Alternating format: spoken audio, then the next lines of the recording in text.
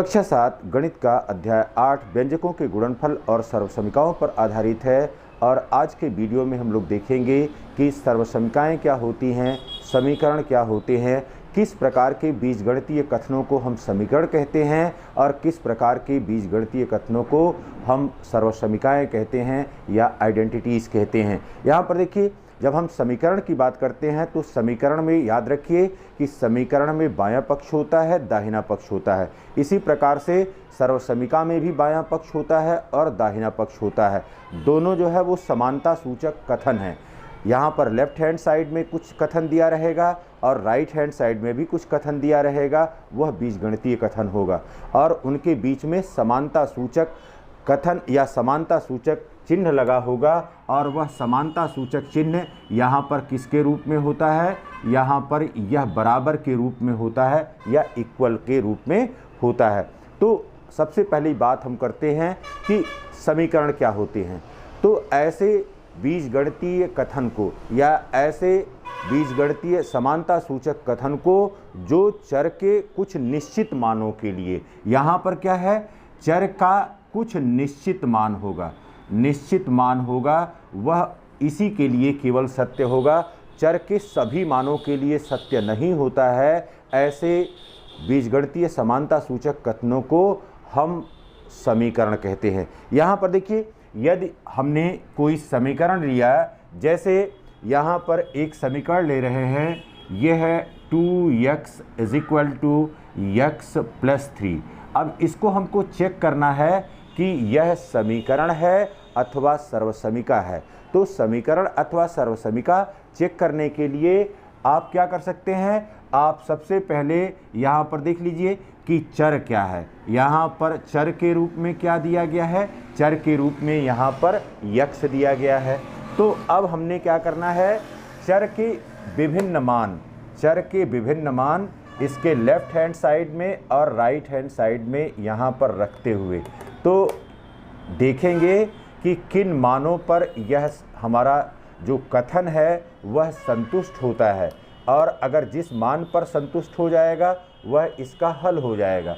तो यहाँ पर चर के रूप में क्या है, यहाँ पर चर के रूप में x है। फिर देखिए बेटा, यहाँ पर लेफ्ट हैंड साइड के रूप में क्या है, यहाँ पर लेफ्ट हैंड साइड के रूप में 2x दिया गया है। फिर यहाँ पर राइट हैंड साइड के रूप में क्या दिया गया है, यहाँ पर x + 3 दिया गया है। अब यहाँ पर अगर हम चर का मान लीजिए यहाँ पर 0 मान रखते हैं, तो देखिए यहाँ पर हो गया 2x = 2 × 0 = हो गया 0। तो यहाँ पर 0 मान आ गया। लेकिन यहाँ पर अगर x + 3 = 0 + 3 यहाँ पर आ गया 3 के बराबर। तो अब इसका मतलब है कि यहाँ पर लेफ्ट हैंड साइड यह बराबर नहीं है किसके, राइट हैंड साइड के। लेफ्ट हैंड साइड और राइट हैंड साइड हमारे लिए बराबर नहीं है। फिर देखिए, x का कोई दूसरा मान रखते हैं, x बराबर यहाँ पर 1 रखते हैं, तो 2x बराबर हो गया 2 × 1 और यह कितने के बराबर आ गया, 2 के बराबर हो गया। फिर राइट हैंड साइड में क्या है, x + 3 है, तो यहाँ पर 1 + 3 और 1 + 3 रखा तो यहाँ पर क्या आ गया, 4 आ गया। तो लेफ्ट हैंड साइड में यहाँ पर हमको 2 मिल रहा है और राइट हैंड साइड में 4 मिल रहा है। तो यहाँ पर left hand side is not equal to यह राइट हैंड साइड के बराबर नहीं है। फिर देखिए, अब x के अगले मान को रख करके देखते हैं। यहाँ पर x = 2 रखते हैं, तब देखिए 2x = हो गया 2 × 2 यहाँ पर हो गया 4, और यहाँ पर राइट हैंड साइड में है x + 3, तो यहाँ पर हो गया 2 + 3 और 2 + 3 कितना हो गया, 5 के हो गया। तो यहाँ पर हमको लेफ्ट हैंड साइड में 4 मिल रहा है और राइट हैंड साइड में क्या मिल रहा है, राइट हैंड साइड में 5 मिल रहा है। तो यहाँ पर left hand side is not equal to right hand side. फिर देखिए बेटा, यहाँ पर अगला कोई दूसरा मान फिर रखते हैं, यहाँ पर x = 3 रखते हैं। 3 रखें तो यहाँ पर हो गया 2x = 2 × 3 और 2 × 3 क्या हो गया, 6 के बराबर हो गया।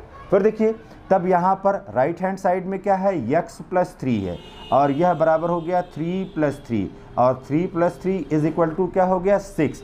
तो यहाँ पर हो गया left hand side is equal to right hand side.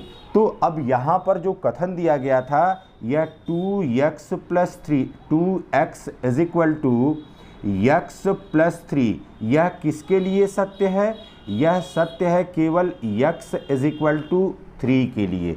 तो यह क्या हो गया, यह एक समीकरण हो गया। क्यों, क्योंकि 0 पर यह सत्य नहीं था, 1 पर सत्य नहीं था, 2 पर, यह केवल 3 के लिए सत्य था। तो ऐसे समानता सूचक बीजीय कथन जो चर के कुछ निश्चित मानों के लिए सत्य होते हैं उसे ही हम क्या कहते हैं, उसे ही हम समीकरण कहते हैं। तो यहाँ पर यह क्या हो जाएगा, यह एक समीकरण हो जाएगा या इक्वेशन हो जाएगा। अब यहाँ पर देखिए इस समीकरण को आप हल कर सकते हैं बड़े आसानी से। सिंपल सा समीकरण दिया गया है, यहाँ पर 2x is equal to x plus 3 है। This implies that 2x minus x is equal to 3। अब यहाँ पर देखिए बेटा 2x minus x is equal to 3, यह केवल x इक्वल टू 3 के लिए ही सत्य है। जो यहाँ पर हम लोगों ने देख लिया कि यह केवल और केवल जो कथन दिया गया था वह चर x इज इक्वल टू 3 के लिए सत्य है। यह 0, 1, 2 या अन्य मानों को रखने पर यह सत्य नहीं होता है। तो यह समीकरण कहलाता है। तो समीकरण या सर्वसमीका हमको ज्ञात करने के लिए ये प्रक्रिया करना होगा, 1 या 2 मान रखते हुए तब आपको ज्ञात करना होगा कि लेफ्ट हैंड साइड का या बायां पक्ष दाहिने पक्ष के बराबर हो रहा है कि नहीं। अगर बायां पक्ष और दाहिना पक्ष बराबर हो जाता है तब हर मान के लिए, चर के प्रत्येक मान के लिए हो जाता है तब सर्वसमीका होगा, लेकिन कुछ निश्चित मानों के लिए होगा तब वह समीकरण होगा। अब दूसरी बात आती है कि सर्वसमीका किसे कहते हैं। ऐसा समानता सूचक बीजीय कथन जो चर के प्रत्येक मान के लिए सत्य होता है उसे हम सर्वसमीका कहते हैं।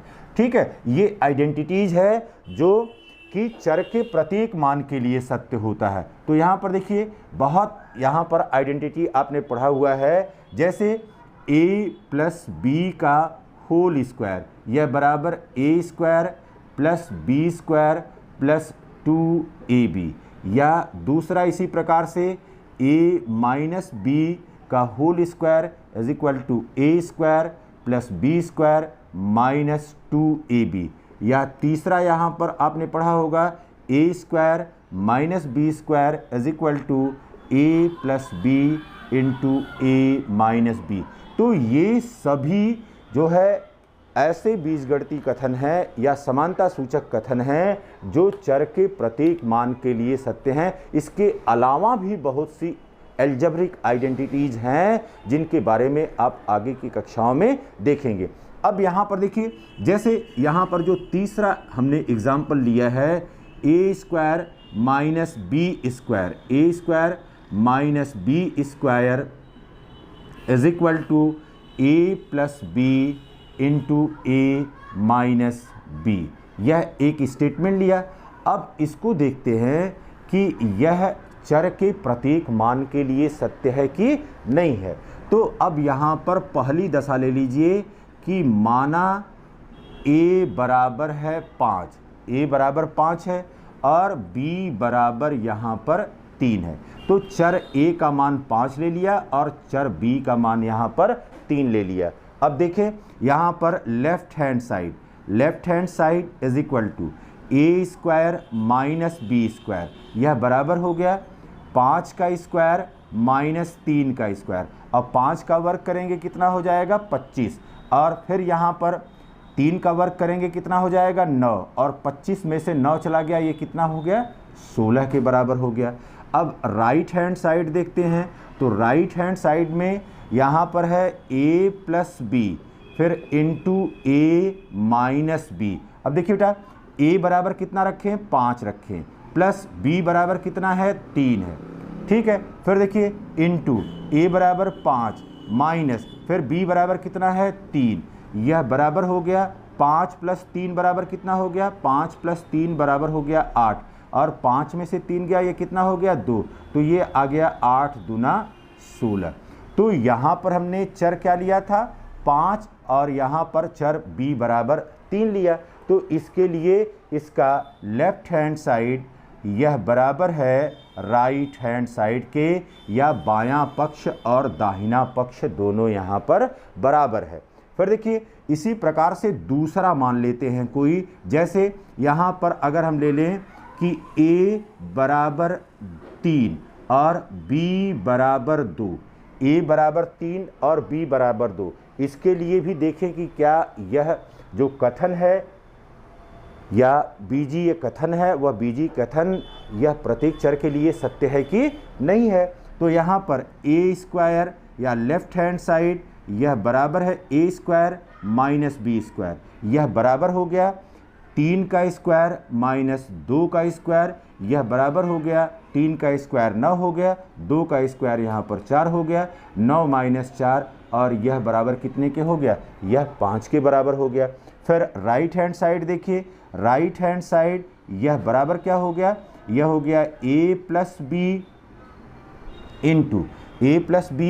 इंटू और फिर यहाँ पर हो गया a माइनस बी, यह बराबर हो गया 3 प्लस 2 इंटू फिर 3 माइनस 2। अब यहाँ पर देखिए बेटा 3 प्लस 2 कितना हो गया, 5 हो गया, 5 गुणे, अब फिर यहाँ पर देखिए 3 में से 2 गया, कितना हो गया 1, तो ये हो गया 5 के। तो अब यहाँ पर देखिए समीकरण 1 और 2 से यह लेफ्ट हैंड साइड यह किसके बराबर हो गया, राइट हैंड साइड के। तो चर के प्रत्येक मान के लिए यह सत्य हो रहा है। तो अब यहाँ पर यह सभी क्या होंगे, यह सभी यह सर्वसमिका होगी या यह आइडेंटिटीज होंगी, यह आइडेंटिटीज होंगी। तो अब दो बातें आपको याद रखना है, आइडेंटिटी के लिए चर के प्रत्येक मान के लिए बीजीय कथन सही होता है, और समीकरण के लिए चर के कुछ विशेष मानों के लिए जो बीजीय कथन दिया रहता है वह सत्य होता है।